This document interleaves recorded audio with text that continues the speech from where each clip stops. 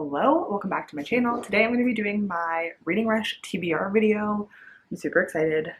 I left my phone over there. 1 second. Okay, I'm super excited. If you don't know what the Reading Rush is, it is a week-long readathon that happens every summer. It used to be called the Booktubeathon, and now it's called the Reading Rush. They have a whole website. I'll put all the links down below, and I'll link the creators' videos so you can see the TBR challenges and also the announcement video for this year. So let's get right into it. The first challenge is read a book with a cover that matches the color of your birthstone. I had an awful time. There's people moving in my hallway. They're being loud. Okay, so the first challenge is to read a book with a cover that matches the color of your birthstone. And I had an awful time trying to find a cover that matched my birthstone. So what I found was Rune and Rising by Leigh Bardugo. My birthstone is a garnet. I was born in January. So this is the closest thing I got. It's got dark red on it, basically the same thing. So I'm going with this one. I haven't actually read this series yet. So I've tried to read Shadow and Bone so many freaking times. It's ridiculous. I bought the series in 2015 and I just I couldn't get into it. So I need to read Shadow and Bone and Shadow and Bone and Siege and Storm before I can read this, but I'll read those and then I'll read this for the readathon. So this is going to cover the first challenge of reading a book that's the same color as your birthstone. The second reading challenge is to read a book that starts with the word the. For that, I'm going to read The Help by Catherine Stockett. This also works for challenge number 3, which is read a book that inspired a movie you've already seen. I watched this movie a long time ago and I was obsessed with it, and it's why I bought the book, but I haven't read the book yet. So that's going to work for challenge number 3 as well. Challenge number 4 is read the first book you touch, and I haven't picked a book for that yet because I wanted to do it in this video. So I'm going to pick my contemporary shelf, which is like right here. I'm going to go close my eyes, like move around in a circle, spin, that's the word I was looking for. I'm going to spin around in a circle, touch the first book that I touch, and that'll be what I read. I'm really dizzy right now, but the first book I touched was All the Bright Places by Jennifer Niven. So this is going to be the book that I'm going to be reading, and it's short-ish, and it's contemporary, so I should be able to get through it rather quickly, which is nice. I don't know what it's about. It says it's heart-wrenching though. So everyone that I've talked to has said that this is really good. So I'm excited to read it. I actually bought it not that long ago. I was just browsing at chapters and it happened to be on one of the discount tables. So I was like, heck yeah, gotta get it. So I'm excited to read this. Challenge number 5 is read a book completely outside of your house. I do read books at work and I do like leave my house quite often, even though that we're in the middle of this pandemic. I'm like hardly ever home. So I might double up on that challenge. I might use one of these. I don't know. I have a feeling that there's going to be like an extra challenge to read 7 books. So like maybe I'll pick another one and just like use one of these in the end. I don't know. I really don't know. I think I'm going to choose this one for that challenge. It's short and it sounds really interesting. The back of it, oh, I hit myself.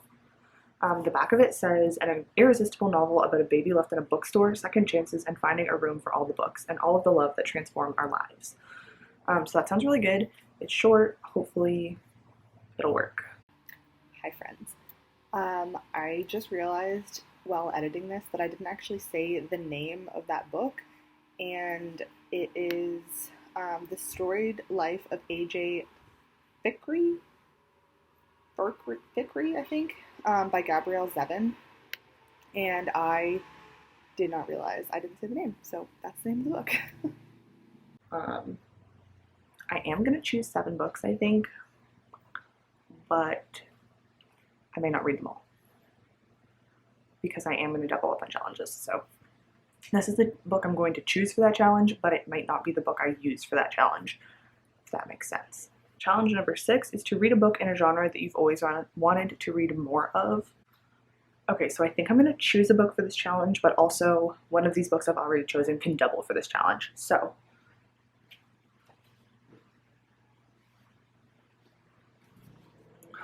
I'm going to choose My Lady Jane specifically for the challenge because it's a historical book and I never read historical fiction, so this will be something of a genre that I've wanted to read more of but usually don't. But then also, All the Bright Places could double for this challenge because I also do not read a lot of contemporary, but I always want to read more contemporary. So either one of these is what I'll use for that challenge. And challenge number 7 is to read a book that takes place in a different continent than where you live. I'm also going to be using Rune and Rising for that challenge because it takes place in basically Russia. So I'm in North America, this takes place in Russia, different continent. I could also choose The Wrath and the Dawn by Renee Ahdieh because this takes place in Asia, I think. So that is one I will specifically choose for this challenge, but like I said, I'm probably going to double up. But if I get to both of them, that's awesome. If not, it's fine. I'm just going to choose, like I said, 7 books just to complete this potential read 7 books challenge. Because usually that's just like a little extra challenge that I throw in there. So I like to challenge myself to read 7 books. I am going to be working full time and I have 2 jobs. So like I'll be busy. I don't think I'll read 7 books, but I'm going to pick 7 just in case that's like a little extra on the website. Because I like to get all the badges. I'm competitive with myself and I want all the badges because I got all of the badges last year. So I might even use books. Like do the books that are going to complete all the challenges and then read like a few smaller books that aren't even on my TBR to read 7 books, but we'll see how it goes. So those are all of the challenges, but I only have 6 books here, so I am going to pick one more just to make 7 in case I read 7 for whatever reason. I had a really good reading week, whatever. I'm going to choose another one. I think I'm going to choose The Gentleman's Guide to Vice and Virtue by Mackenzie Lee because I've wanted to read this for a long time and I've had it for a long time. I just haven't gotten around to it, but this is also historical fiction, so it could also be used for the read a genre that you usually don't read or that you've been wanting to read more of. It's a book I've been wanting to get to. It's not a genre I usually reach for, which is why I haven't read it yet. So that's going to be used as my 7th book if I decide to read 7 books. Looking at the stack I have here, I probably won't read them all because they're all gigantic, but I can hope. So this is my TBR for the 2020 Reading Rush. I'm very excited, clearly because I just watched the TBR video today and I'm making my TBR now. But this is what we've got going on and I'm really, really excited to start the Reading Rush and get all the badges for this year.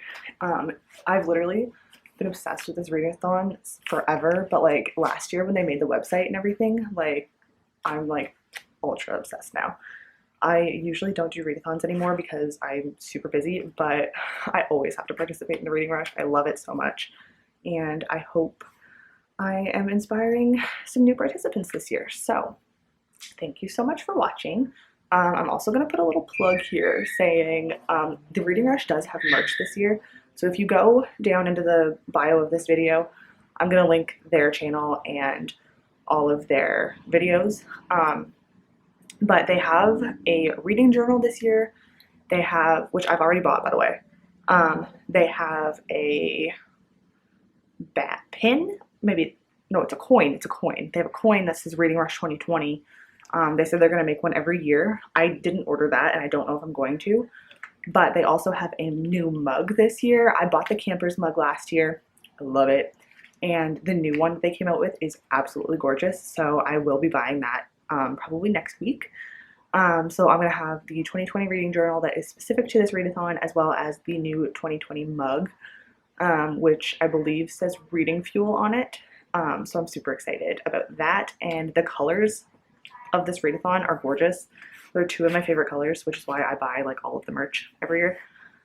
So yeah, thank you so much for watching. I hope you enjoyed this video and I will see you hopefully soon with a new one.